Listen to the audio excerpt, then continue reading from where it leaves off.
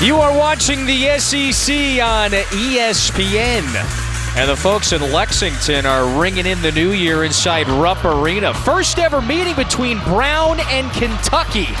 And we are glad that you are with us today in Lexington. Happy holidays, happy new year. That is the Women's Basketball Hall of Famer Carolyn Peck, Kevin Fitzgerald with you. All right, so Carolyn, this Kentucky team, they're closing out the non-conference today. After off-season of change, coaching staff-wise, roster personnel-wise, Kentucky finds itself 10-2. Couple of huge wins. They're number 10 in the nation. How have they done it to this point? Kevin, it's been incredible because Mark Pope, he inherited 0 points, 0 rebounds, 0 assists. So what did he do? He went to get experience, and he got players that could score. Over the last 12 games, he's had 5 different leading scorers. They also want to do it shooting the three-point shot. They shoot 36% from the floor. Hit a little hiccup against Ohio State, but in this offseason, Kevin, it wasn't about the offense but the defense, and they're going to have their hands full with Keno Lilly Jr. He is the Iverson of the Ivy. He can shoot the basketball. He is number 2 in three-point percentage in the country, but it's not just a three. He's quick off the bounce as well. Goes for 20 a game, the Iverson comparison. You are right on it. 7 20-point games this year, and so Kentucky will need to find and locate the explosive scorer. So Brown wins the tap. Again, the first ever meeting between these Brown Bears and the Kentucky Wildcats. As Kentucky closes out its non-conference slate today on this New Year's. Happy New Year, everyone. On the focus for Kentucky against Brown is ball screen action and defending the drive. Oh, they can't give it away like that today, but Andrew Carr double dribbled as he was skipping over the timeline there, and so Brown gets a mulligan here 30 seconds into the game. This is the starting 5 for Mike Martin's team. As you have noted, they are led by Lilly. He's second in the league in scoring. He led the Ivy in scoring a year ago. Alex and A.J. Lesbert, I should say, back into the starting lineup. Returned from an injury week and a half ago against Kansas. Well, and Lesbert has the ability to shoot the three and stretch the floor. That will leave lanes for Keno Lilly Jr. to be able to drive as well as manipulate, getting to that second level of the defense. Brown is a little scrambled here on their second possession. They do keep it and will inbound on the far side of the floor. Carolyn, yes, you heard me right. Their last game against Kansas. So they go back-to-back games at Allen Fieldhouse and Rupp Arena. It's a very historic 2-game stretch. This is Aaron Cooley. He's a double-figure scorer. Can't hit from downtown. New 20 for these Bears. Landon Lewis looking for the cutter. That's off of Cooley's hands. Ball back to Kentucky. You can keep an eye on the inside battle with Landon Lewis and Amari Williams. And both of these players very active, very athletic in the post. Who is going to win the battle of the glass? That's a key emphasis today. We heard both coaches earlier today and yesterday mention that. So here is Mark Pope starting 5. Just about everybody in that lineup is a double-figure scorer. Now they're led by number 00. That's Otega Owe. He's going for 16 a game. Passes it up to Jackson Robinson, and he connects on a straight-on 3. It is a beautiful thing when Kentucky is able to move the basketball because all 5 players on the floor, very unselfish but very capable scorers. And that seems to be the common denominator. Their big wins, they have been high-scoring affairs. They average close to 90 points a game. That's 3rd in the country. Another giveaway, and so that's 3 now for Brown, first couple of minutes of the game. Carr moving the ball. Oh, wait, willing to make the extra pass, and Jackson next, not Robinson, knocking down the 3. They've got a great assist rate. They've had some high assist numbers this year. That game 10 days ago against Ohio State, bit of an outlier, was not very offensively efficient as a team that day. Lewis got his hand on that Robinson pass, and so the junior from LA starts the break. Now here is Lilly. Carolyn, number 10 in the Brown uniform, again averages 20 a game. A bucket getter, especially from deep. There's Cooley with the left hand. Well, Brown understands the amount of attention that's going to be paid to Lilly Jr., so Cooley's got to get going for the Bears. And so there are his numbers. He's averaging 12, 13 points per game. Can he continue to play well in his career here? So that's the second time, by the way, Lewis has gotten his hands in the passing lane there. The foul is going to give Brown possession here in the front court. So there is the winningest coach in Brown men's basketball history. 13 years now at the helm. He is so committed to delivering an Ivy championship to his alma mater, where he nearly won one 20 years ago. You know, you got that little extra pride when you're now coaching the school where you played. He has been there a long time in Providence. This is Cooley, turns the corner, blocks. That was Amari Williams. And then Andrew Carr draws the foul on Brown. Amari Williams, the shot block leader for Kentucky. Ricochet that one off the glass. Now, what Mark Pope wanted to do was keep pressure on the perimeter without giving up that interior defense, and Amari Williams, perfect timing. Kentucky, a very good shot blocking team, as they usually are year after year. Top 35 of the nation this season. Kentucky, that 10-2 record. It is a fine non-conference slate for this Wildcats team. Butler goes up, couldn't get it to go. Good pressure at the rim that time from Brown. And it's going to go back here to the Wildcats after they lost the handle in the backcourt. But a 10-2 start for Mark Pope in his first season back at his alma mater. Won the national championship, that vaunted 96 team, and basically the whole roster was future NBA pros. A very charismatic, intellectual 52-year-old has done a great job right out of the gate here. After the miss, here comes Brown. Oh, great find. Lilly, a block at the rim. Lewis had that one pinned off the glass. Williams had a beat on it the whole way. Amari Williams has been huge on the interior for the Wildcats. I mean, sprinting back in transition, recovers from behind, and pins it to the glass. Wow.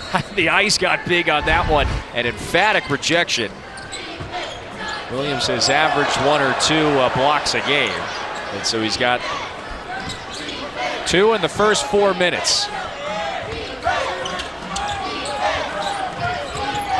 Lamont Butler's doing a nice job staying with Lilly Jr. Robinson got his hands on that one. It's a 3-on-2. Jackson Robinson fouled. And they whistle Lindell Arrold for the personal. He doesn't love it. Robinson should be at the line here. Kentucky ahead by 1. Let's go, fellas, 2.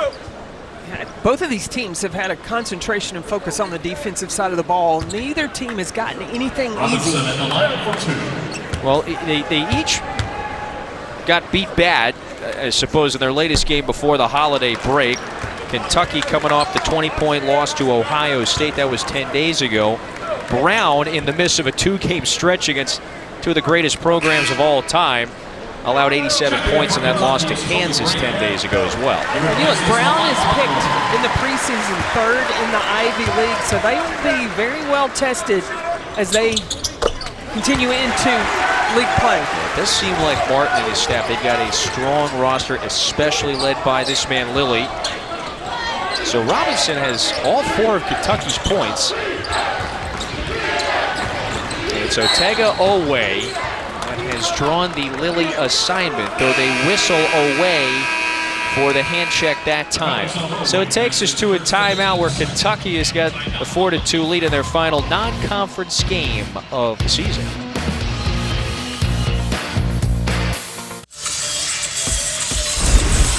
ESPN's exclusive presentation of college basketball is brought to you by Walt Disney World Resort, the most magical place on earth. Little throwback here as we're ringing in the new year. How about Mark Pope back from his playing days at Kentucky there? You saw him side by side with Rick Pitino.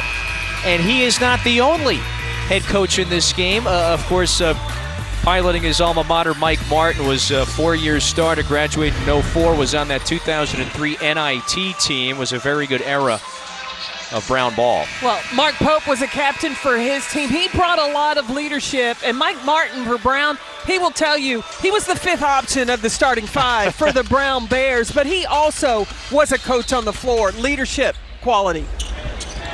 I'd be very curious. Their coaching styles are both impactful but unique at the same time. There's Keno Lilly on the backdoor cut. That was Keno Lilly's first field goal attempt. Got to plus 4 minutes into the game before he got that one. Well, who's been drawing the Lilly assignment in the early goings? Well, it's been Lamont Butler, and then it's also been Otega Owe. Very, very physical and keeping up with the speed of Lilly Jr. Owe just misfired from distance. And so Brown back on this end of the floor. A lot of cutting, a lot of motion, a lot of action, passes. They'll use up a decent bit of the shot clock. Oh, nice cut to the rib. That was Lewis. You know, the versatile big man from LA has had a really fine start to the season, going for 14 a game. Landon Lewis, and he's ambidextrous, so he's hard to guard as a post because he can finish with either hand. This has been his breakout season by far. Robinson underneath, so a good start for Jackson Robinson, the veteran from Ada, Oklahoma. He's got all 6 of Kentucky's points. Ball screen defense is something for Kentucky keeping an eye on. Keno Lilly was able to get free the previous possession, and I'm sure that's something that Mark Pope really wants to focus on. That's a back door there, so instead of coming off the handoff, he rejected that screen, and then in the ball screen, the commitment. Post comes over, he's a willing passer. Butler into the front court, finds Robinson, he wants the 3. Nice strong rebound. Brandon Garrison was in the right spot. Andrew Carr draws the foul. And so the savvy big man from Pennsylvania headed to the free throw line, looking to give Kentucky the early edge. When you look at the height of Kentucky, they are able to just dominate, should be able to dominate on the offensive glass, create those second opportunities. Well, they're top 40 in the nation in not just total rebounds, but the rebound margin as well. And so 10 days removed from that loss to Ohio State, you've hit on a couple of things. Maybe just the work on the glass, some of the defensive corrections and adjustments they want to make here to close out non-conference play.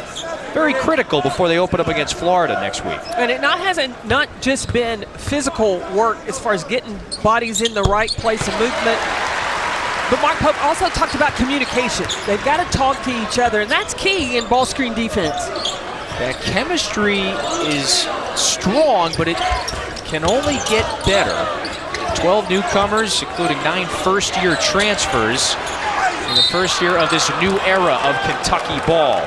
So Robinson picks up his first personal. So Brown has done a pretty good job of drawing a couple of early Kentucky fouls, and Landon Lewis heads to the free throw line. All right, so what are you putting your money on here? Right hand, left hand? Well, he has switched. He switched from shooting with his left from last season. This is the first year that he's shooting his free throw with his right hand. Now he's right around 50%, but Carolyn, he's shooting more. He's getting to the line a lot more than a year ago. He's playing a career-high minutes. He has been very critical to their 7-3 start, okay, after the loss to Kansas. Now they're sitting there at 7-4. That 7-3 start, best 10-game start to a season more than 20 years. And so Lewis has had to be very big, considering the absence of their all-conference big man, Nana Owusu-Anane, who's out for the year. Owusu-Anane had to have shoulder surgery, so he will not return this season.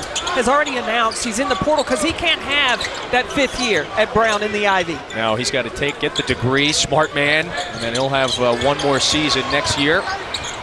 Robinson gets past Errold, shovels to Carr. That one is down. Difficult make. So Carr has 4. Robinson's got the 6 other Kentucky points.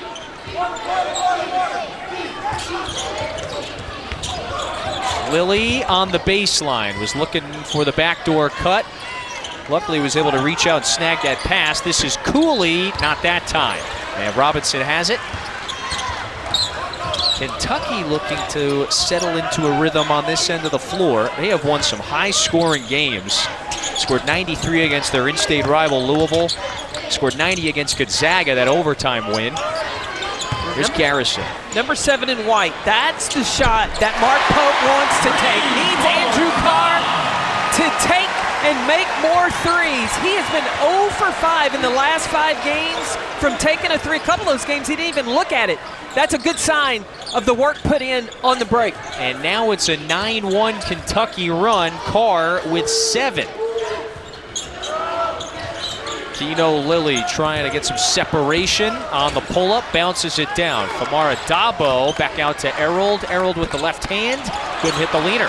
Second chance, blocked, erased by Carr. An easy block for the big man. I would check number 7 in white again. With the help in the paint, Carr's got to at least look at the basket.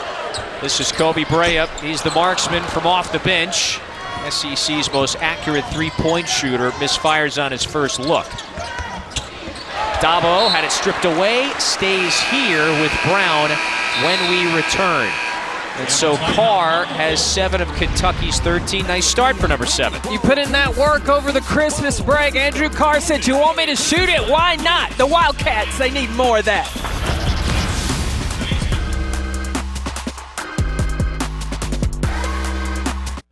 I never eat a pig cause a pig is a cop, or better yet a Terminator, like Arnold Schwarzenegger, trying to play me up like as if my name was Sega. They were mere seconds away from winning their first Ivy League title and going to the NCAA tournament for the first time in almost 40 years. They fell short at the end of last season against Yale. They have turned around and started 7-3, best 10-game start in more than 20 years. That is thanks in large part due to Keno Lilly returning for his senior season. The Ivy League's leading scorer from a year ago has picked up right where he left off. Well, and Keno Lilly Jr. averages making 4 threes a game. So far, Kentucky has kept him from any three-point attempts so far in this first half. Well, you were on it. What does it take? Just the one shot. He did make that at the rim. But another giveaway that has plagued Brown in the early minutes. 7 turnovers, only 8 minutes in. That is too many. There's Kentucky's leading scorer. The junior from Newark, New Jersey, is on the board now. He's gone for 16 a game. He's just been much more efficient than a season ago at Oklahoma. You saw the field goal percentage, 50% from the floor. And so this 11-1 run, it continues for the Wildcats in Lexington. Lewis, that's good. So Landon Lewis has 5. But the key to that is the willingness to pass. And at times, Lilly Jr. is a little too unselfish. But I like his little drop pocket passes that he's making. He's delivering it. Now just Brown can finish. Amari Williams, a freight train, by the way, into the front court. So the 5th-year senior from England is at the line. Williams at the line for 2. And now can this be a problem? Landon Lewis has picked up his 2nd foul. Remember, against in that Kansas game, Brown was hanging around early in that first half, but when he had to go to the bench, that's when Kansas was able to take over. It was a 10-point game at the break. They ultimately lost by 34. So let's take a moment to remind you, today at 4 we have the vintage Big 12 battle. Arizona State, BYU over on ESPN2. And so we'll see how Mark Pope's former employer fares in their Big 12 opener today. They left that program in very good shape, didn't he? Great 5-year run, 4 20-win seasons. Got a top recruit coming in. Yeah, things are good, all well in Provo. Our friends Roxy Bernstein, Sean Farnham have that one for you. Amari Williams, the takeaway, who's there? Butler goes up, fouled. So Williams, sensing he was falling out of bounds, just had to fling it back, and Butler ran the floor. You gotta love the effort by the big man. Run down an errant pass, the presence of mind to save it back in before it goes out of bounds. Look at this extra effort. Going after it. That 50-50 ball had no chance but to go to Kentucky, and then Butler able to get to the free throw line. So Williams has got the 2 blocks. You know, he's averaged about a steal a game, so he has been very successful there. Meanwhile, Lamont Butler is at the line, and you saw immediately just the recognition from the crowd there for the effort. They love it. And that's 5 Kentucky steals now. Not even halfway through this first. 10-point lead as the run continues. Practice yesterday, as Mark Pope was coaching his team, Kevin, you just heard the word glove, because he would find things that his team did well and he would point out individually, I love this, I love the 2 feet, I love the rotation. And that's what makes players want to repeat that action. New 20 here for Brown after the miss. And that was something, you don't hear that often. Maybe. You know, sometimes you hear the coach's voice when it's a negative or when you do something wrong. You hear Mark Pope's voice as loud, if not louder, when they do things right. Lewis spin cycle. So Landon Lewis with 7, averaging 14 a game in his breakout season.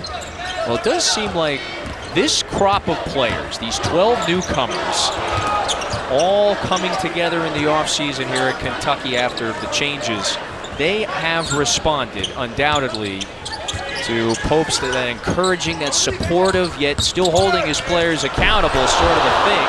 Boy, Williams stuffed at the rim. He is down on the floor, getting to his feet right now. Lilly is wide open and buries the triple. First 3 for Keno Lilly, and so Brown gets it done in transition. Well, that's to speed the tempo up would be to Brown's advantage. But back to what you were talking about, Kevin, there are 6 players for these Wildcats with 5-year experience. Omenor buries the 3 off the bench. The 6'7" senior's got a versatile game. He can hit that 3 with regularity. It's an 8-point lead now for Kentucky. Carolyn, they're 3 of 7 from distance to start. Lewis, he's so active, but he got rejected there by Brea. And now Kentucky has the numbers. Brea, he's a shooter as well. 51% from the 3-point line. Omenor couldn't hit it a second time.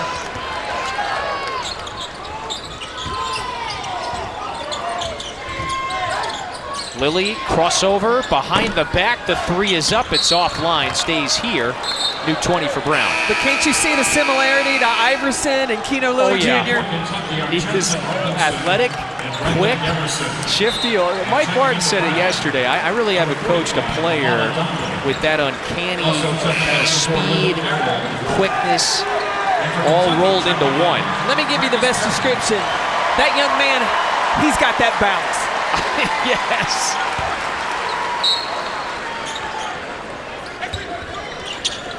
Can Brown string a couple of baskets together here? Their first ever trip inside Rupp Arena.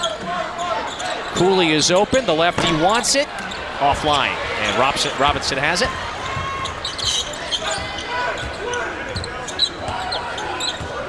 This elusive meeting between Kentucky and Brown, by the way.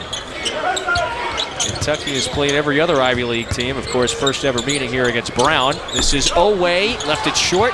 Defended that time by Cooley, who got a hand in the face. And now Lilly is on the move. Keno Lilly, bounce pass. Just a bit behind Dabo, wasn't quite looking for it. And so the turnover gives it back to the Wildcats. That's an area where I think Lilly could have looked to score first. He's looking to pass when he gets into the paint. He's got to make himself more of an option. And Mike Martin told us sometimes he's a little too unselfish.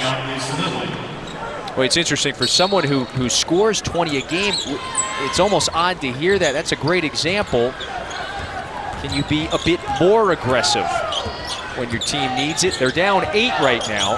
Colin Chandler and Travis Perry are into the game. They're both getting a lot more run with Kerr Kriisa still sidelined. Their backup ball handler.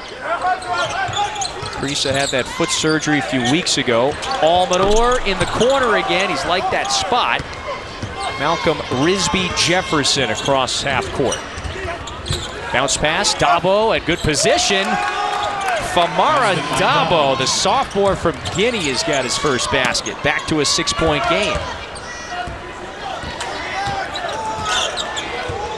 Brown got away with Landon Lewis playing even though he had those 2 fouls. Now for Dabo to come in, he's bringing even a stronger presence inside. That's a foul on Errold, and that is the senior's second. Kentucky has it when we come back. Dabo inside positioning, gets the offense on his hip and gets the finish. Big presence inside for the Brown Bears right now, down 6.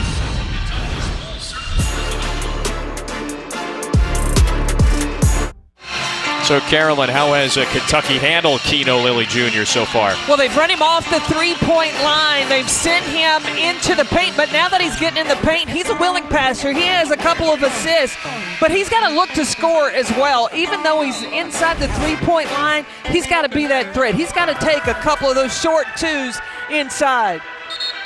He's got the 5 points. He's only taken those 4 shots, but he does have a couple of dimes as well. You know, this coaching staff, they really laud his ability, the senior from Glendale, Maryland, to always make the right play. It's amazing. 20-point score. He led the Ivy in scoring a year ago, but he really is a very instinctual player out there. Well, he's got a high basketball IQ, high in the classroom as well. His mom's an engineer. He said, oh, yeah, my parents always instilled the importance of academics. That's why a player of this caliber is playing at Brown. Andrew Carr, second look, got it to go, and the foul. Andrew Carr is headed back to the free throw line where he's got a chance to get into double figures here in the first. Carr at the line for 1. I love Andrew Carr's energy and the versatility inside and out. Doesn't shy away from the physicality, delivers it at times. The savvy veteran stretch big. Last 2 years in Wake Forest. This season averaging 11 and 6. You know, Mark Pope jokes he's kind of the dad of the group. Very much one of the leaders. That one's out of bounds. Ball back to Kentucky.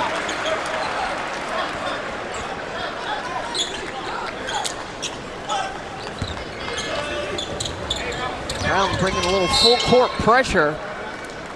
Yeah, they're trying to flip their fortune. They've turned it over 10 times now. That's abnormal for this group. They only average about 11 or 12 giveaways a game. I mean, 10 at this point.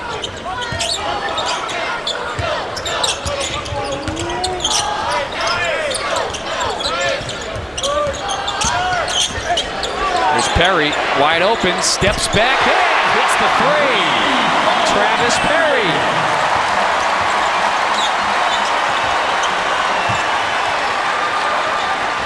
It's his second 3 on the season. There's more of that to come. Well, he won a state title in this building back in the last winter. And so here he is knocking down a triple against Brown today. Gets a hand in Errold's face. He's way off on the 3. And Kentucky can push. So with Lamont Butler still on the bench, Perry initiating some of the offense. There's Colin Chandler. Chandler finds Carr, the 3, down and out. Hey, but Kevin, what I love about it, no hesitation. Yep. He caught that thing in the corner and let it fly. So he's taken he's taken the 2 today, hit 1 earlier. And so Carr has the 9, leading the way for Kentucky. Chandler takes it away. Colin Chandler blocked though. Cooley gets back. Here's the man he took it away from. And Cooley recovers really well that time. Chandler maybe a little too nonchalant, perhaps, that time on the take in. Risby Jefferson's 3 is short. He's got it here. It's a number of offensive rebounds for Brown. They've actually got 6 of them. So 4 more than Kentucky. They've gotten some second opportunities. Risby Jefferson bounces that pass. Carr knocks it away. 5 on the timer. So Lespert back on the floor now for the Bears, as is Lilly. Now the most dangerous man on the floor for Brown is inbounding. Look for it to go right back to him. You got to find him. Backdoor cut, and there's another giveaway. You know, Kentucky has got a couple of steals, yes. Probably one too many just unforced Brown mistakes here on this end of the floor. The thing that Kentucky has done, though, is they've put length on Keno Lilly. You look at Jackson Robinson, the height advantage that he has, and then arms, hands in the passing lane. So Mike Martin has just put Landon Lewis back on the floor. You mentioned he's got the 2 fouls. How about 13 points off of those turnovers? So Kentucky has cashed in thanks to its pressure. Andrew Carr trying to take Cooley off the bounce. Carr got it! And the foul! Looking for another three-point play. It's a grown man move by Andrew Carr. He catches it on the perimeter and then keeps the balance. Goes off 2 feet. That's something Mark Pope preached constantly yesterday, is 2 feet power plays of what he's looking for, and Andrew Carr delivered. You know, we talked a lot about just the adjustments and the changes you make after a loss like 10 days ago against Ohio State. And we've seen a lot more aggression from Andrew Carr, maybe one of those adjustments. Largest lead of this first half, it's a 14-point advantage.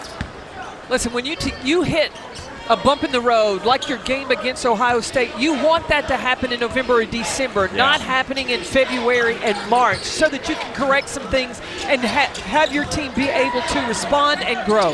Ohio State did a lot of good things well 10 days ago at Madison Square Garden. It felt like in a lot of ways that was a really off Kentucky night. There's Lilly playing off 1 foot that time. So Keno Lilly has 7. Remember the double-double he had a few weeks ago? Brown, their biggest win was against Rhode Island.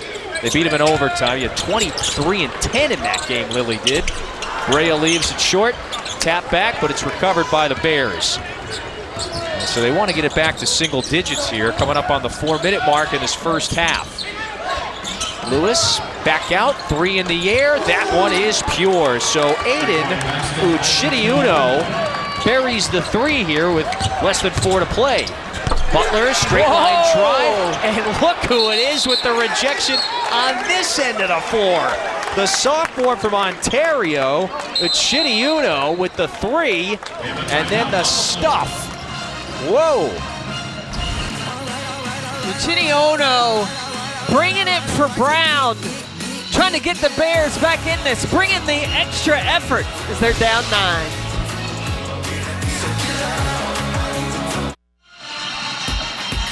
ESPN's exclusive presentation of college basketball is brought to you by The General. The General gives you a break on car insurance when you need it most.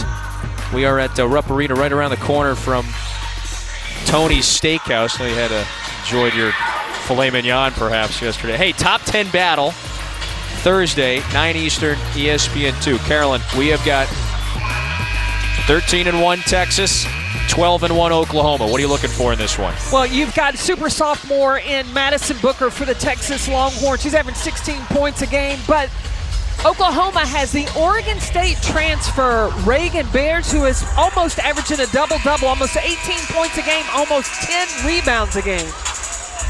We see the top 10 on the women's side, AP poll. Now you look at the new number 1 in town. When you take down the defending champs, got a nice head-to-head win against Dawn Staley's Gamecocks. Look, that was a no-brainer. That's first game of the season. I'd be looking forward to a possible rematch in the tournament between UCLA and South Carolina. Could happen. You know how the brackets sometimes shake out that way. Andrew Carr, by the way, has been very aggressive. Carr is going back to the free throw line. Boy, a noticeable assertiveness from Carr today. Another one of those power plays that Mark Pope wants from his Wildcats. Andrew Carr, it's not, a lot of times when you tell your team, you tell a player you want them to shoot more threes, they'll stand outside the three-point line. Andrew Carr said, but I can still do what I do in the paint. Fifth-year senior from Westchester, Pennsylvania. He was maybe the most impactful and versatile transfer that Mark Pope and the staff signed. Here is the bad news for Mike Martin's team. That's the 3rd foul on their very versatile big man, an impactful big man, Landon Lewis. So he now has to take a seat once again. So it is a smaller Brown lineup right now. Dabo comes to set the screen for Lilly. Martin leaves Uchidiuno out there, by the way, who just nailed his first 3 of the season. Williams lost the handle, and so a new 20 once again. We've said that a lot in this first half for Brown. The battle for those 50-50 balls, especially when Brown is on the offensive end, they've been winning that. Cooley inbounds. Lilly defended by the longer Robinson, working around the screen, but picks up the dribble. So for Lilly, just 7 points in this first half. 3 of 6 from the floor. Oh, has his pocket picked. Butler, the veteran, took it away. Knocked out by Lilly, so a nice recovery in transition by the Bears. Lamont Butler, I think he is one of the top defenders, guard defenders in the SEC, if not the country. Well, you see there in the bottom right, where it was on that Final Four team at San Diego State 2 years ago, two-time Defensive Player of the Year. Kobe Brea, only a matter of time before he connected on his first from distance. His shot is textbook. I mean, beautiful. Line it up, body straight up and down. That is just pretty. Lespert way off, tried to follow his miss. Brea was open there for a moment on the run out. Butler now slows it down. Well, here's Brea, better than 50% from distance this year. Lob it to Williams. Dabo tried to read that one, draws the foul. At least he prevents the easy lay-in. Yeah, so that sends Williams to the line. That pass is a little bit short. When you're throwing it to Williams, you got to put it up around the rim. You don't want to leave any room for error. So Williams, he's one of maybe a dozen players born in England that are playing in the college game. Really skilled big man. Carolyn, he's averaging just about a double-double, about 10 points a game. Third in the league with 9 rebounds a game.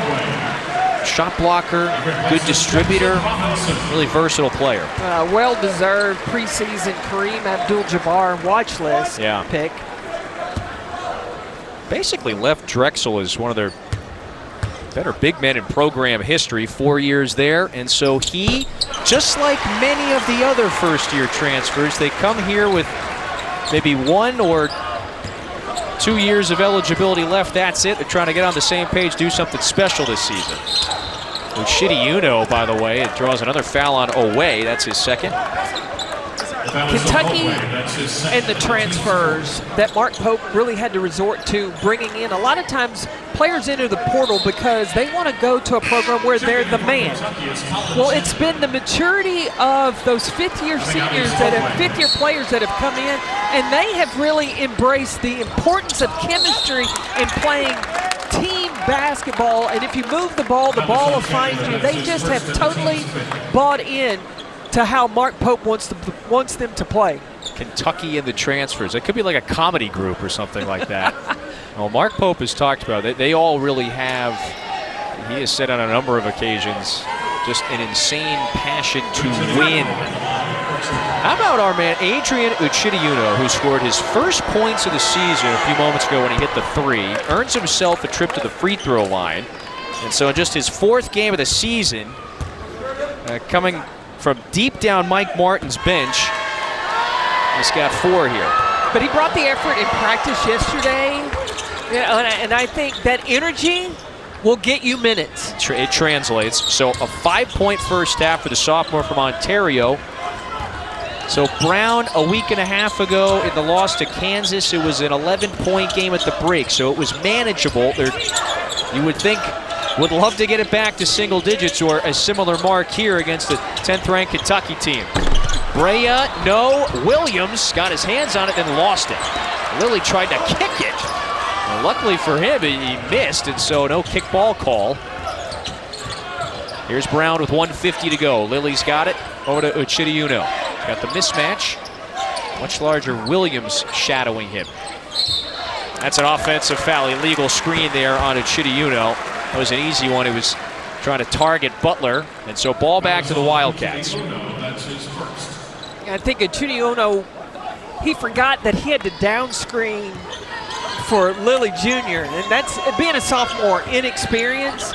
But you got to know where your scorer is and free him up.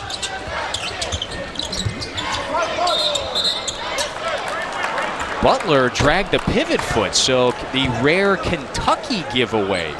The disparity here on the turnovers really lopsided in favor of the Wildcats. That's just their 4th turnover. Meanwhile, they have forced 14 Brown giveaways in this first half. They did a solid job taking care of the ball relatively speaking, against Kansas, only had 9 in that game. So 14 today, that is no good. And it partly explains the 14-point deficit. 1:10 to go in the first. Final non-conference game of the year for Kentucky before it plays Florida in 4 days. Out of bounds. They're going to have to reset the shot clock because Brown will have it here with maybe, what, yeah, three or four on the timer. Shot clock kept running. I was going to say 2. You gave me the 3 fingers, so I'm going with your 3. Yeah, you said 3 to 4. I think it was 3 to 2. All right, I'm going with the over then. Is that what it was? I have it confused. I'm going the over. You taking the under. 1:01 to go in this first half. But it has been the Kentucky defense that has been the primary asset to the offense of Kentucky. They have 19 points off of those 14 turnovers by the Bears. They have gotten out and ran, and they have gotten to the free throw line as well. They're 12 of 14 at the line. So Doug Shows, Owen Short, and Jerry Heater, those are our officials today. And Doug, our crew chief, is over at the monitor with the extra look here on the official review. But I got to believe that Brown will not have Lilly Jr. taking the ball out. He needs to be an option on the floor because it's going to be a short clock. 1.1 seconds. 1:03 on the game clock and 1.7 on the shot clock. The ball on the baseline. So 1.7 seconds. If there's anybody I want to get the ball to, that's number 10 in black. Lilly in this first half has taken 6 shots. He's 3 of 6 from the floor. But one of the nation's leading scorers has certainly received a whole lot of attention. So now Mike Martin will diagram something here with just the 1.7 to go. You can use Lilly Jr., little back screen action, maybe bringing Dabo hard to the basket, make the defense sink, and then possibly find your shooter, your best three-point shooter, number 10, Keno Lilly Jr. It's been a most unique week and a half, I should say, for this Brown program. They play at Kansas 10 days ago. They're at Kentucky. You play at 2 venues that basically are 2 of the greatest home court advantages in college basketball history. And as you see, Mike Martin always challenges his team in the non-conference. Played at Duke, North Carolina, Michigan State in the past.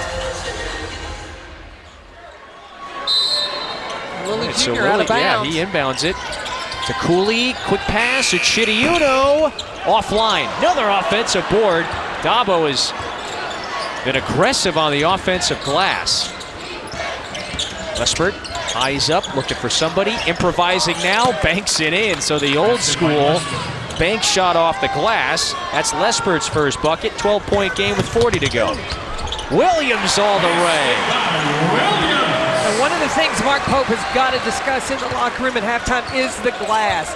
Brown out-rebounding Kentucky 21-10. It's plus 11.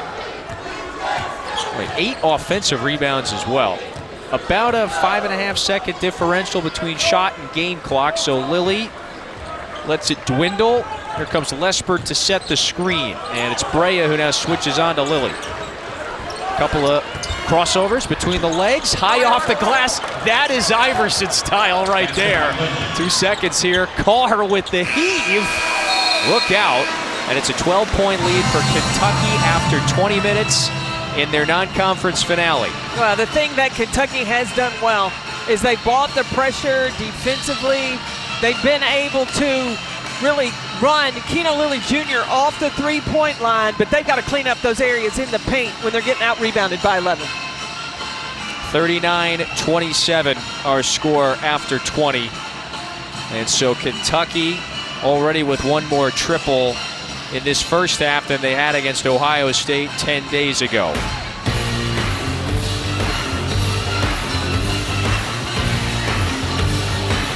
So Kevin Connors and Seth Greenberg will talk to you on the other side. Halftime in Lexington. Happy holidays, everyone, and Happy New Year.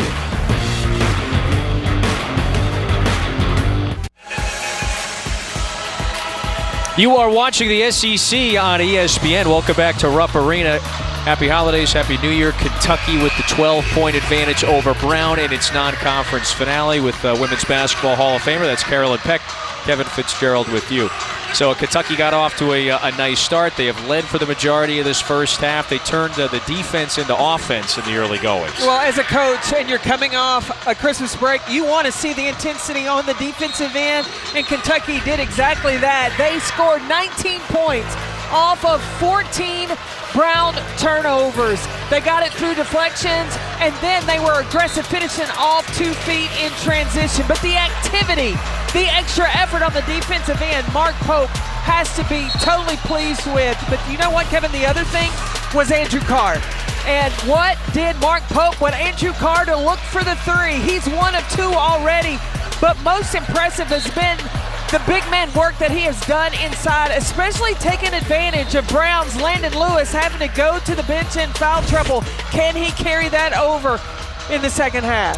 Well, first off, there's that first number you mentioned, the 14 Brown turnovers. That is well above their season average.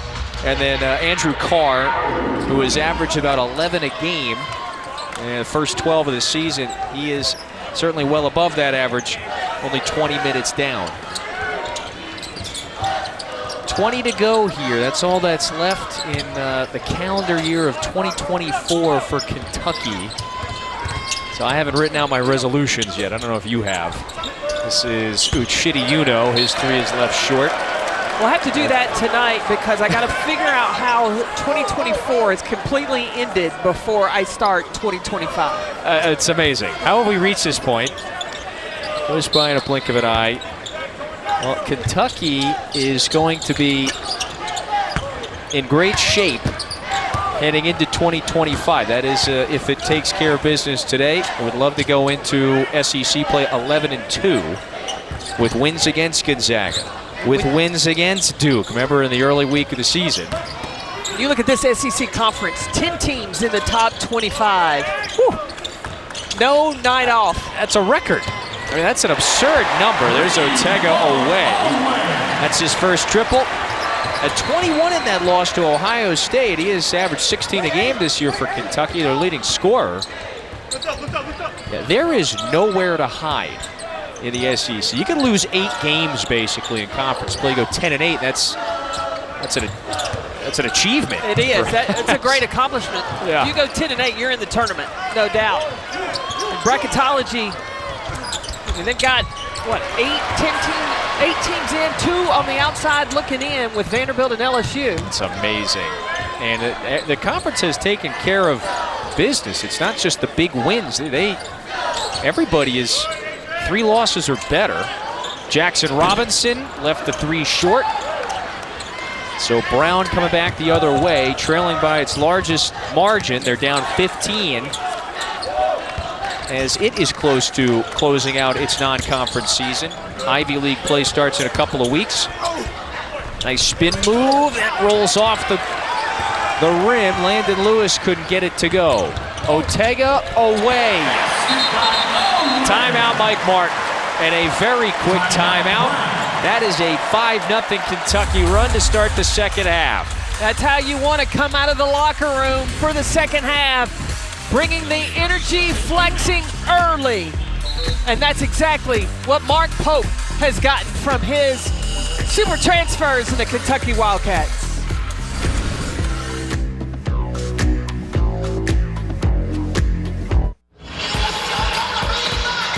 You're watching the SEC on ESPN. Happy New Year, everyone. New Year's Eve here in Lexington, where Kentucky has gone on a quick 5-0 burst right out of the gate here in the second half. So it leads by 17. You know, a whole lot of veteran, seasoned leadership for this Kentucky rotation. These were the 5 transfers that Mark Pope brought in. They're all 22 and up. If you look at the ages of Kentucky's last 4 NBA draft choices. They're older than all 4 of them. Well, and to put it in perspective, when Kentucky played Duke, Duke's oldest player was still not as old as the youngest of the starters for Kentucky. Come on. Oh, yeah. Maturity. And the thing that Mark Pope, I said, what are you looking for when you bring these players in? I said, if there were one thing, and he said, deciders. These are players who can make good decisions. And I think that's why the offense has worked so well for the Wildcats. Well, Carr stripped it away that time from Cooley. The run out, Williams! He was able to readjust in midair. And they're getting closer, by the way, that duo. We'll get the alley-oop here. But do you look and see how much fun they're having together? They're wanting to. These players want to make each other look good. 12 newcomers, that's 12 first-year players. Most of them are the transfers. That triple is down for Aaron Cooley, so that's his first from distance. And so, Carolyn, with that many fresh faces at a premier power program like Kentucky, you really have to buy into that, call it in it together sort of chemistry.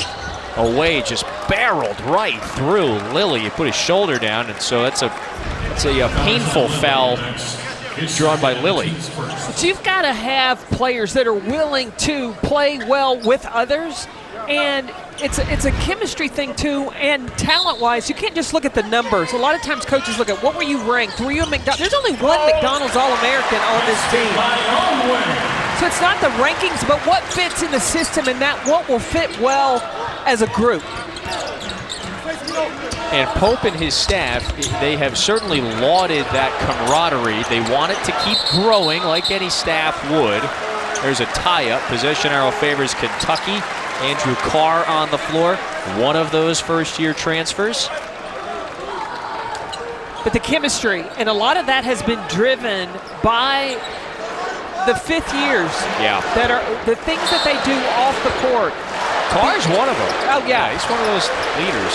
And the experiences they've had together. They go bowling together. They've been able to, they went, when they were in New York, they went to go see Hampton. Yep.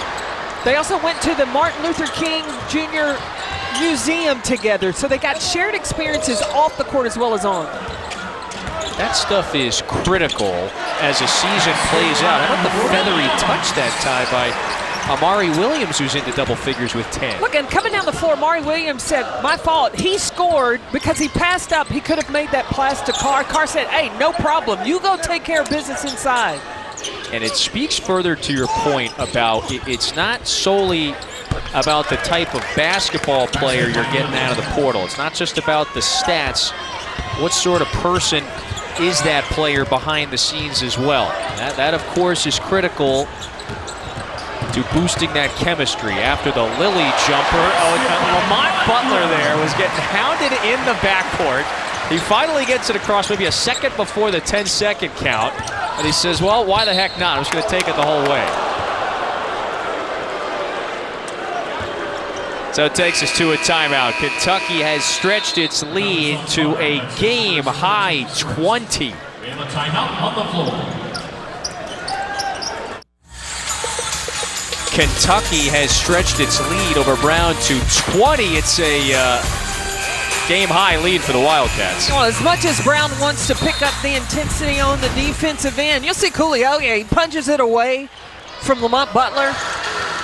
But Butler's like, okay, you don't want to mess with me like that. I mean, just gives a little show and go, and the finish. This is determination at the rim. The point guard for Kentucky. Just too much. At that point, just get out of his way, taking it in, determined at that point. Lamont Butler, fifth-year senior from Moreno Valley, California. And he has very quickly displayed his array of abilities. He's certainly one of the better point guards in this league. Top 10 in assists and assist-to-turnover rate, more importantly. How about that game he had against Louisville? Perfect 10 for 10 from the floor, 6 for 6 from the three-point line. Yeah, he had this place ready to explode a couple of weeks ago. And that's after he had to sit for 2 games with a little lower leg situation. Yep. 33, a career high and you do it against the program's arch rival. He's trying to go with a backdoor cut there. Garrison back out to Brea with 2. Brea fouled by Arold, and he definitely got the arm. 3rd foul on Lindell Arold. And so Brea going to the free throw line for a pair where he rarely has made visits to start this season, but now he's at the line, the marksman. When you shoot the 3 at a 51% clip, Yeah. why go inside? It's know- like a free throw for him from the three-point line. You don't have to. So he spends the last 4 years playing for Anthony Grant. A lot of folks around this league know that name. At Dayton, he was oft injured. Suffered a couple of injuries that derailed a couple of his seasons, but there was one thing that always stayed true, and that was he was a bona fide perimeter threat. Career shooting percentage about 43% from distance. So over a long period of time, that is a wonderful rate, and he cans all 3 here. Look, this is a 2-time Six-Man of the Year in the A10, and this is a player that can dissect your defense. So as he was coming in off the bench, he was recognizing where his opportunities were going to be. It's a foul before that pass. Again, Mark Pope and the staff, they were able to be, he used the word selective. We could be very selective about the type of player and skills that we were searching for here. Because when they took the job, there was 2 players, 2 walk-ons that came back. That was Grant Darbyshire and Walker Horn. Those were the only 2 that were there. That 3 is good. So Brown gets it back to a 20-point game. But they had to be very selective. Well, when Mark Pope said that, look, he looked at the skill sets of the players he was trying to recruit. Then once he got the players, he had to simplify the playbook, but he had deciders, so that allows him to now stretch the playbook as the season progresses. Otega away. This is a long 2. Sticks that jumper. Away now into double figures. Every single game he has scored 10 or more, and so that holds true today. Otega away plays so hard.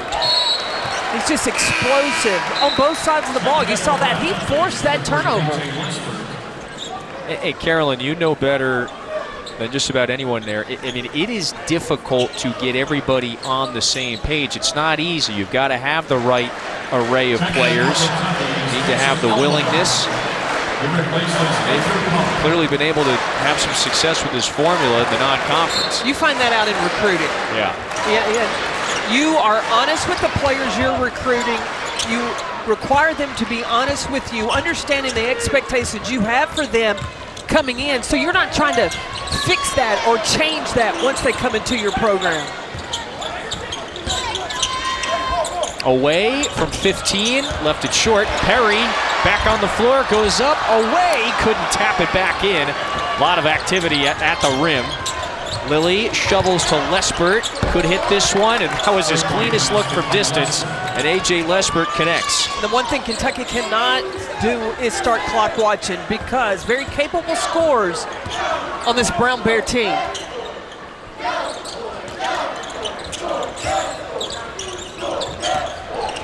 Brea wants another. That's strong. And Famara Dabo got his hands on it. Almanor is wide open there after the scramble. Kentucky pouring it on now. Back up by 21. This high-scoring Kentucky attack. They've gone over 100 points several times this season. Matter of fact, they've done it 4 times. All right, here's could be a little showtime.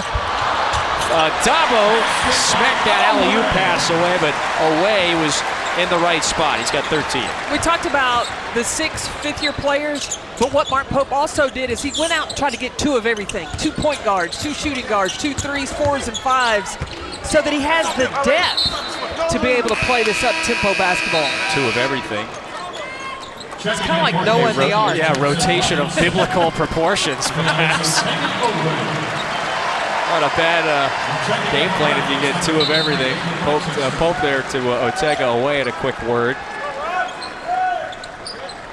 Mark Pope, he has been very committed, of course, to the suit and tie look as well this year. We got the suit and tie back on the sidelines. You know what I like And about Rupp. Mark Pope is he doesn't take anything for granted, Yep. and he preaches gratitude and being so appreciative of opportunities that he has been given, experiences that he has, and I think the suit and tie also shows Yep. a respect to the game. We're starting to see more jackets reappear on the sidelines. The post-COVID world of college basketball. Almanor draws the foul there. And so the senior from Spring Valley, New York heads to the free throw line. He's 5 successful years at BYU. And remember, when he took over, he was replacing a legend in his own right. That was David Rose. And so many successful years. Coach Rose at the helm. Pope takes over. Several 20-win seasons. A couple of NCAA tournament appearances. This his 10th year as a head coach. And the first, of course, back at his alma mater. When you talk to Mark Pope, he is a man of analytics. And it's not just a matter of rolling out the floor ball and saying, my team's stronger than yours. My team, I think they can shoot better than you. But he has broken down analytically and specific areas of the game, like the 2 feet power plays in the paint. How many points he has given up, because they've given up 100 points to Power 5 teams in ball screen action. Like he's breaking down that minute detail of the game. I think the line of the day earlier when he was breaking down Keno Lilly Jr.'s game was the math is all there to show us how he is going to try to break us down. Well, he knew the Very Joe percentages. Mazzulla of him. Yeah, he knew the percentages of Keno Lilly, of what he shot from the 3, what he shot inside the 2. That's why it was so important to run him off the 3-point line. Well, the formula, the calculus is right today for Kentucky once again. 24-point lead, their largest of the afternoon on New Year's Eve.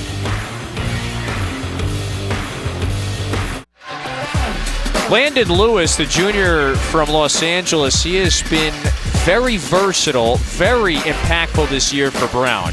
Well, he's got 7 points and 5 rebounds on today. He struggled a little bit with some foul trouble. I mean, he's got to be able to stay on the floor. But you know what? He gets it honest. His dad's a coach. That's right. Son of a coach. Spent many years coaching in the college game, but just recently added to Becky Hammond's staff in Vegas, the WNBA side. Yeah, Larry Lewis had 19 years as a pro player. He's coached in the G League, NCAA for UC Santa Barbara, and he's tremendous at player development. And Becky Hammond was excited to bring him in on her staff with Las Vegas as they chase yet another WNBA championship. Yeah, that's a great asset to have on the staff there. So, son of a coach, I should say. Lewis has broken out this year. This is undoubtedly his career year. Now, he has been called upon with Nana Owusu-Anane out for the rest of the year to now take on a larger role, to step into a starting role. Their starting front court from a year ago that took them to the precipice of an Ivy League championship, they're gone, not just considering the injury. Kaluanya's transferred to St. Louis. Lewis will be a force to reckon with in the Ivy League. This is a player, like I said, ambidextrous, can finish with his left, right hand, tremendous energy, works the glass. He'll likely be, to your point, one of the more skilled big men in the Ivy this year. He's top 10 in everything right now. Points, rebounds, blocks, field goal percentage. And so you'll have a chance to talk with Dad on a number of occasions this upcoming season. Robinson at the rim. That's Jackson Robinson. So we're talking to Mike Martin. And by the way, it is Martin and Co. It's the whole Martin family that made the trip to Rupp Arena. Mike, of course, the 04 alum. He was on that 2003 team, won 20-plus games. It was one of the better eras in Brown basketball history. His wife played soccer. So Kristen is here at the practice yesterday. Not only that, he's got his 3 girls. I'm going to tell you, his 3 daughters, they came over. They recognized me because they watch women's basketball. I love that. When you're a ball player and you watch the game, means you want to learn the game. His 3 daughters, Kiara, Tegan, and Avery. And they've got their favorite players. They love Caitlin Clark. They love Asia Wilson. So I'm so excited. Their knowledge of the game, it's when you're the daughters of a coach and you're just entrenched in it. They were out here shooting baskets. Yeah. And I said, now one of you is left-handed. And they were like, no, they were just working on their left hand. I said, well, it's working out pretty well because I couldn't tell that you're not left-handed. The daughters of a coach, indeed, always working on the little nuances, the fundamentals. Oh, great Brea, catch. yeah, great backdoor cut around the screen that time. So Kobe Brea with now 8. Well, they made sure, of course, Providence, a relatively short drive from Central Connecticut. They made sure to be in the building there. What was it? Mid-May. Well, yeah, for Caitlin Clark's for her debut against the Connecticut Sun. Kentucky has stretched this now to a 29-point advantage, 9:52 to go. And they've scored a lot of points off turnovers, but they also, in the half court, when they're scoring the baskets, so they have 13 assists on 22 made field goals. And in that Ohio State game, they were uncharacteristically out of sync offensively. When they got behind, some players took some contested shots or they passed up shots they should have taken. Ooh! Yeah, there's Lewis. But much improved, and you can tell the work that Kentucky's put in over the holiday break.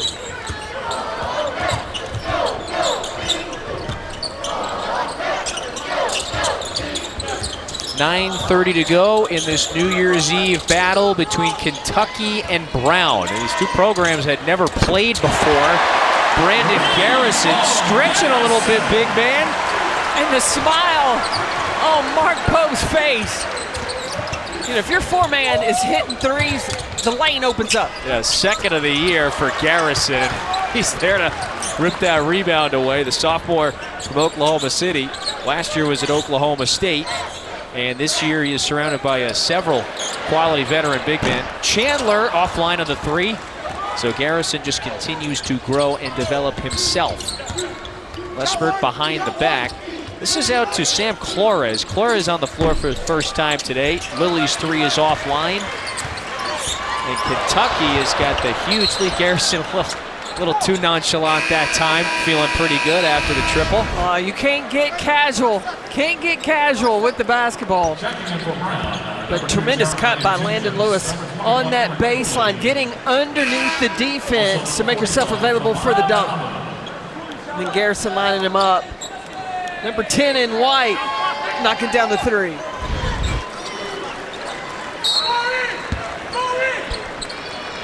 Seven triples for Kentucky today. A little better from distance. Almanor wants it. Short. Butler tapped it. And it ricochets in off of a bare defender.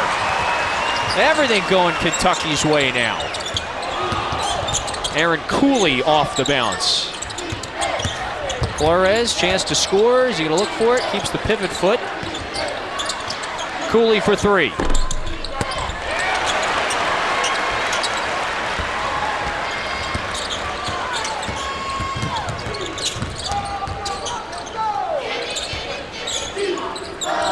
Here's Butler.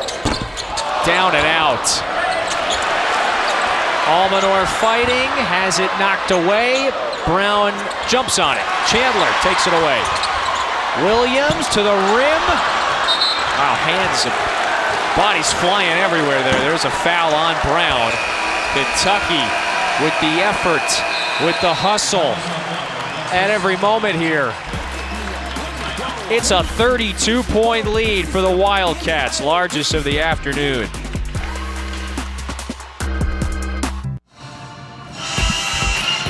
Coming up at 4 Eastern, so 15 minutes from tip in Provo over on ESPN2. Big 12 battle, so it's the Big 12 opener for Arizona State and BYU. That's at 4, 15 minutes from now. Is this the ice cream break? Custard? Yeah, the custard section over here. How come we Everybody don't over have here's any got ice ice cream? That's the only thing that's the final New Year's resolution. Next time we're here, I want Well, a little ice cream I here. think that when Jay Billis is here, they bring him ice cream to the table. I'm going to have to put a request in. That's right. That is that's pretty much a staple, isn't it? The ice cream delivered, great service. The line to that ice cream stand or the custard stand, it's out the door. Now, you got to tell me here. Are we going with the twist? Are we going vanilla chocolate twist? Oh yeah, the swirl. Well, why not? It's the best of both worlds. Absolutely, yes. You don't have to pick one. Get a little bit of both. A little bit of both. Why not? Well, obviously, as you pointed out there, it's world famous. Not sure how official these ice cream rankings are, though. That three is good. Oh, off the bounce. Yep. Off the bounce, too. That's nasty. So Brea into double figures. He's knocked down several jumpers. That's his second triple. And Kentucky, my goodness, they're about to wave the white flag. It's an 18-2 Kentucky run. And so this rotation has continued to play hard here. They have just continued to build this now 35-point lead. Brown has got a lot of skill on its side of the floor, and you would expect that it's certainly going to be in that conversation right there to be a top 4 team in the Ivy League. You brought it up before. They were selected 3rd out of 8 in their preseason poll. That's one of the higher projected finishes for this program in a long time. Brea to the basket, and you got the big man Williams who found him. Columbia's had a great start. Yale, Harvard, Princeton, they're always in the conversation. But Mike Martin, he is as committed as any coach in America to deliver an Ivy League championship to his alma mater. Oh, a block at the rim. It was Dabo. Williams went tumbling. That is a foul, though, on Dabo. And how much body did he get here? Thought he got the ball cleanly. Well, right down from us is Jack Givens. Jack Goose Givens, who played at Kentucky. And one thing he wants to see from Amari Williams is for him, instead of the finesse for the layup, but to go up with the power, bring the slam off 2 feet. That'll help protect yourself a little bit. I got to get Goose's book, by the way. There he is. One of the radio commentators next to Tom Leach. He's sporting his national championship ring. Yes, he was. You know, he was very gracious earlier today, taking some photos with the fans. Yeah, I believe he allowed a youngster to try it on. Well, the youngster almost started to take off. He's like, whoa, whoa, whoa, you got to give me that thing back. I've never, you know me, I've never had the gall to ask if I could try on your championship ring there. You got, yeah, there it is. Well, yeah. Well, at times and you're like, yeah, you ain't getting a chance. It's just at times in traveling, my hand swells and I can't actually get it off. And I try to pull it off now and sling it across No. But, yeah. We've got several of those championship rings here right on press row. After further review, the game clock's been moved to 6:25. So thank you, Doug Shows, moving the game clock back to 6:25. Hey, this is a place that you're very familiar with. You know, your history here. And it's a 35-point lead for Kentucky inside Rupp Arena, closing out its non-conference slate today before it opens against Florida in 4 days. Well, this is a good bounce back after the speed bump that they hit against Ohio State. You're shooting 36%. That's right back on par for what they have been doing so far this season. They've gotten 22 three-point shots attempted, and what Mark Pope would like to see is 30 to 35. Yeah. So they're at 22. You got a little over 6 minutes left. Will those opportunities present themselves? 8 made threes today, as you pointed out, doubled up their total from 10 days ago. I think you're right. In a lot of ways, it did feel like maybe that Ohio State game felt like a speed bump. Will it be an outlier? We'll find out. Lilly off balance, buries it. Keno Lilly, while it has obviously been a difficult day for his team, he has got 16. And he is very likely to lead the league in scoring again. He did that last year. And this season he has increased the scoring volume. So there's Amari Williams being aggressive again. When I watch Amari Williams, he's kind of Dwight Howard-esque. You know, with big body, agile. I think his ball handling is better. He finishes great. His defensive energy is tremendous. Oh, well, Williams went for the gamble, and Lewis went to the rack, so he's going to the line for one more.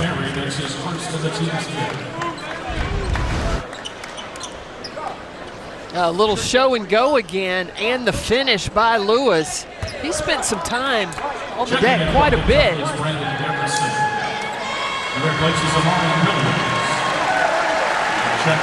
It certainly feels like Landon Lewis in his breakout season to start the year. He appears like he is going to be one of the more skilled big men in the Ivy League this season. I mean, Brown, they've got a prolific Lilly. They've got an emerging post player, a versatile one like Lewis. You know, you obviously start to wonder what could have been if Owusu Anane was not lost for the season. Again, that's an all-conference double-figure scorer from a season ago and their most reliable inside threat. Well, imagine the combination of having that kind of post presence with Keno Lilly Jr. Yep. They're really going to miss that. Off day, of course, today against Kentucky. In a lot of ways, just overmatched in terms of that athleticism, the size. Brea's going to have to hoist here. Gets it up. That's offline. But the defense, the focus to detail, didn't see too many straight line drives, because that was something Ohio State was able to get on a regular. So really clean that up, especially paint protection.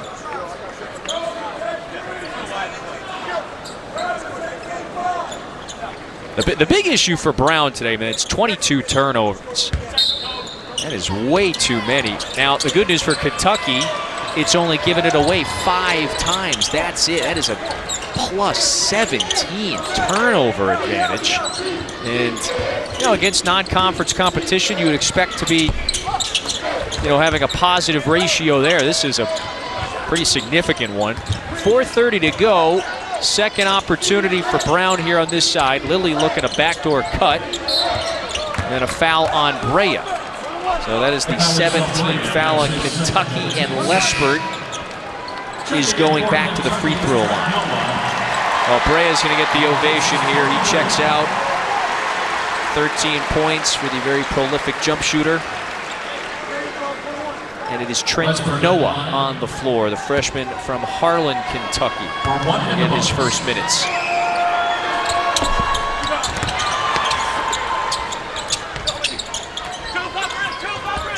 In the second half, an area that Kentucky also cleaned up was on the glass.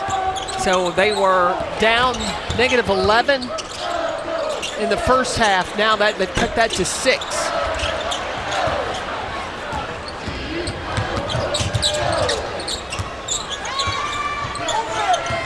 Only other task left for Kentucky is going to get healthier.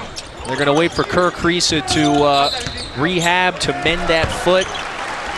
He'll be back, you would think, maybe halfway through SEC play. Of course, that's a bit up in the air. Things going right today on New Year's Eve for Kentucky. They're 3:55 away from closing out their non-conference slate.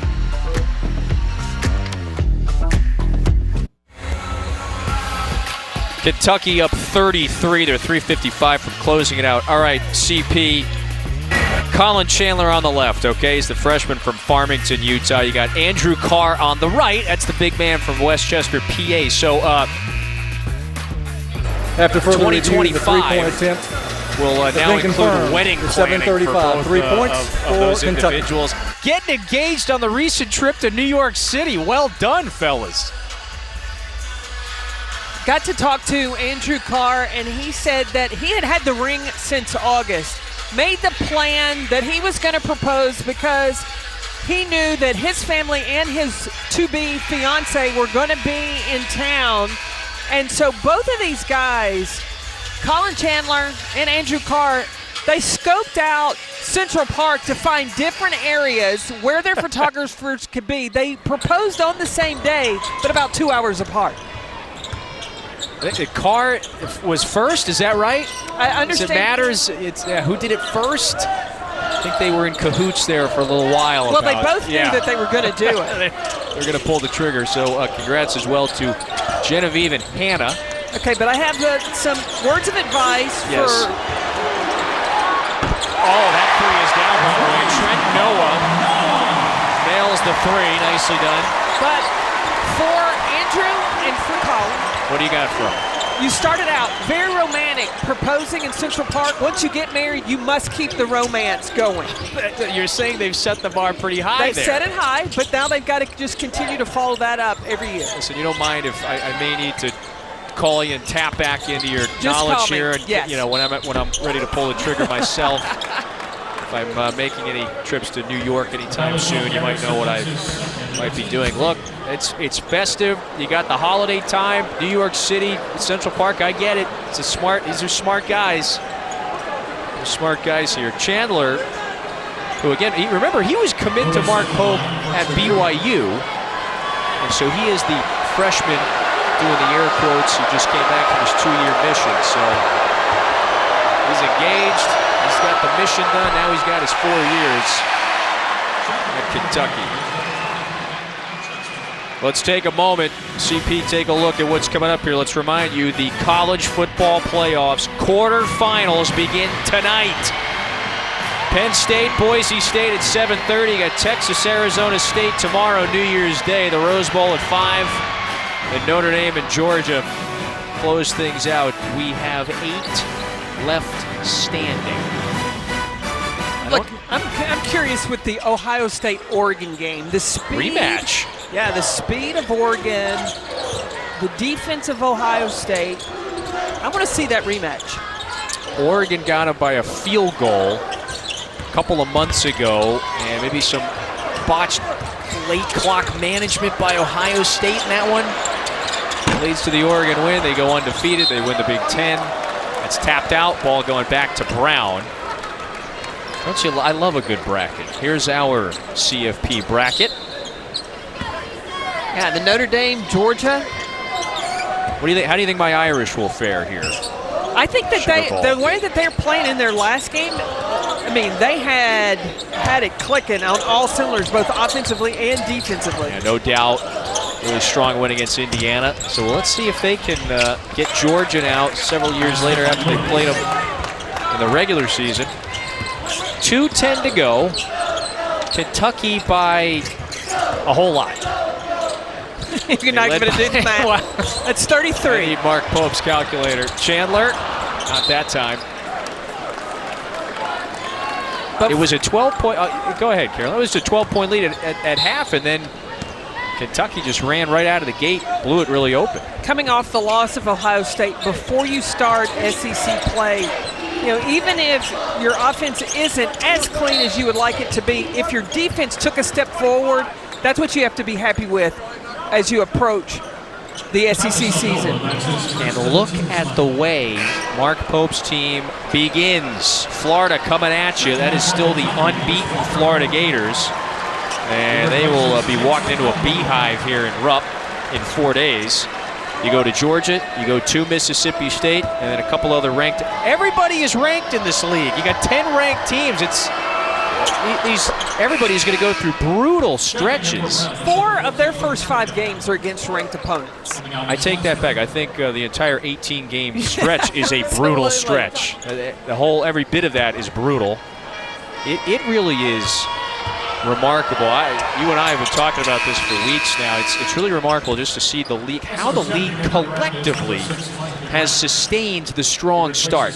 And it goes beyond just big wins. You can win big games, and you might have some slip-ups here and there. But there have been minimal slip-ups. In fact, the entire league has lost 4 games. That's it, against non-power conference teams. That's it, 4 games. One of them was Ole Miss losing to Memphis. Well, you didn't want to call them a quote-unquote non-power conference team. You look at Tennessee, ranked number 1.